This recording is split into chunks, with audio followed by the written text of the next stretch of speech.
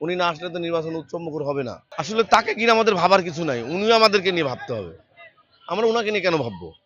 উনি যেহেতু জনগণের প্রতিনিধি হচ্ছে, উনি আমাদেরকে নিয়ে ভাববে। আমি কেন উনাকে নিয়ে ভাবতে যাবো? উনি আমাদেরকে নিয়ে ভাববে। এটা আসলে সমস্যা নিয়ে গেলে ওনার দেশে উনি আসবে তাই না? উনি আইসা যদি ভালো কাজ করতে পারে করুক, সমস্যা কি? এটা তো কেউ কষ্ট না। কিন্তু আমি তখন দলনা করে আমি কাম করে ভাত খাই, বুঝলেন নাই? সবাই যে আসুক নাকি? ওনার দেশে উনি আসুক, কি বলেন? আজ সবাই মিলে চলতে পারে, চলুক। আমরা দেশের শান্তি চাই, যেই হোক, কথা বলছেন না?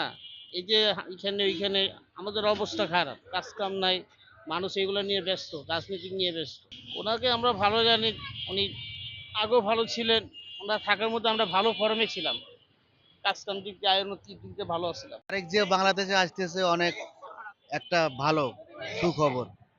কিন্তু আমরা তারেক জিয়ার অনেক সেই বিদেশে রয়েছে, অনেক কষ্ট করেছে।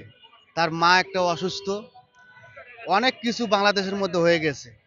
কিন্তু সে বাংলাদেশে আসবে, আমরা এই পতাকা রাখি। যেহেতু দেশে আসতেছে, তারেক রহমান 25 তারিখে যেহেতু দেশে আসতেছে, এখন আমাদের জন্য অবশ্যই ভালো। কারণ উনি ওনার আম্মা নেতা ছিল, ওনার বাবা নেতা ছিল। এখন বিষয়টা হচ্ছে উনিও নেতা।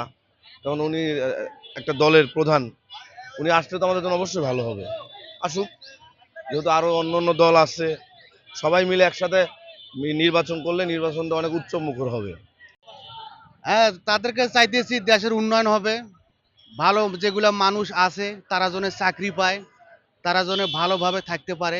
উন্নতি হইব, দেশের জন্য ভালো হইব। আসলে দেশে এলে খুব ভালো হইব। না, দিনটা খুব ভালো যাব। দেশে এলে দেশে খুব শান্তিতে যাব। এতদিন পর আইতাছে, এটা তো খুশির বিষয়ের কথা। অনেক খুশি লাগবো না আমরা? অনেক খুশি লাগবো, আনন্দ লাগবো। আসার জন্য ধন্যবাদ। আমরা এর বাবার আদর্শে চলে আইতেছি আজ পর্যন্ত। আল্লাহ যতদিন থাকে বাবার আদর্শে চলে হোক, এর বাবার আদর্শ আর মার আদর্শ।